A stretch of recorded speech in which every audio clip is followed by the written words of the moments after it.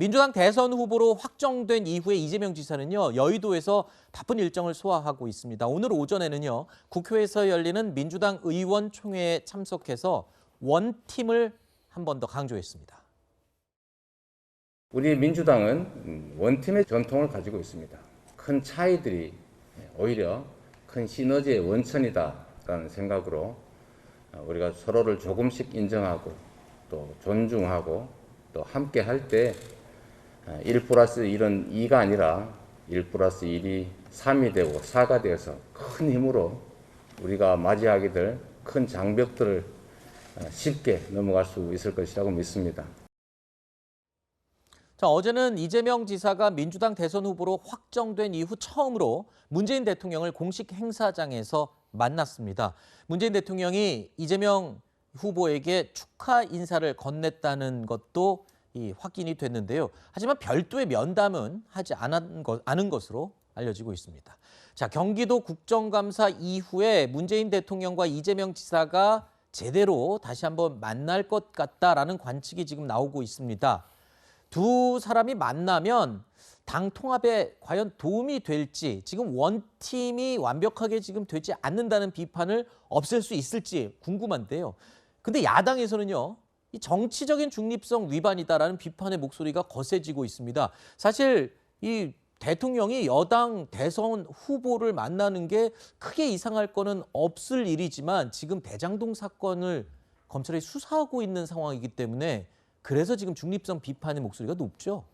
이제 같은 당 소속이니까 대통령도 지금 탈당한 상태가 아니잖아요. 그러니까 자기 당 소속의 대선 후보가 이미 최종 확정된 상태니까 뭐 대통령이 만나는 거는 과거에도 네. 쭉 뭐 김대중 대통령 때부터 쭉 만나 왔으니까 그 뭐 만나는 건 이상하지 않다라고 생각이 드는데, 다만 이제 지금 보통은 원래 선거가 진짜 객관적이고 공정하고 중립적으로 되려면 대통령이 원래는 탈당하고 그다음에 이제 행자부 장관 같은 경우는, 행안부 장관 같은 경우는 사실은 이제 여야가 서로 합의한 사람으로 해가지고 진짜 공정하게 이렇게 해야 되는 상황인데, 만나는 것 자체는 뭐 문제가 안 된다고 하더라도 거기서 어떤 얘기를 나누느냐, 이게 이제 가장 큰 이제 네. 얘기거든요. 그게 정치적으로 중립성을 훼손하느냐 안 하느냐 그런 문제이기 때문에. 근데 공개는 별로 내용이 다 공개는 안 될 거예요. 네. 그리고 이제 대통령으로서는 사실은 이재명 후보가 다음 대통령이 되면 문재인 대통령이 안전이 그게 보장이 되기 안 된다, 뭐 그런 게 친문 그룹 안에서도 많이 있었던 얘기니까 네. 두 분이 일단 만난다면은 그런 얘기들도 나눌 수 있겠죠. 네. 자, 그리고 조금 전에 잠깐 언급을 했지만 민주당 내의 이 원팀 결집, 이게 과연 제대로 될 것이냐에 대한 우려의 목소리도 계속 나오고 있습니다. 대선 경선 결과에 승복 선언을 한 이낙연 전 대표는요, 어제 캠프 해단식을 열었는데요. 이 자리에서 의미심장한 말을 했습니다. 들어보시죠. 국민과 당원 앞에 겸손해 주십시오. 오만기를 느끼는 그 순간 국민이 먼저 그걸 금방 알아보고 심판합니다. 요즘 저건 아닌데 싶은 일들이 벌어져서 제 마음에 좀 맺힌 게 있었습니다. 다시 안 볼 사람들처럼 모멸하고 인격을 짓밟고 없는 사실까지 끄집어내가지고 유린하는 것, 그건 인간으로서 잔인한 일일 뿐만 아니라 정치할 자격이 없는 짓입니다. 선대위원장 혹시 뭐 이렇게 받으시면 응할 생각 있으시죠? 원팀에 대해서 어떻게 생각하시는가요? 잠깐만. 자, 이 말이 기억이 납니다. 다시 안 볼 것처럼 인격을 짓밟고, 그리고 또 가슴에 맺힌 게 많다.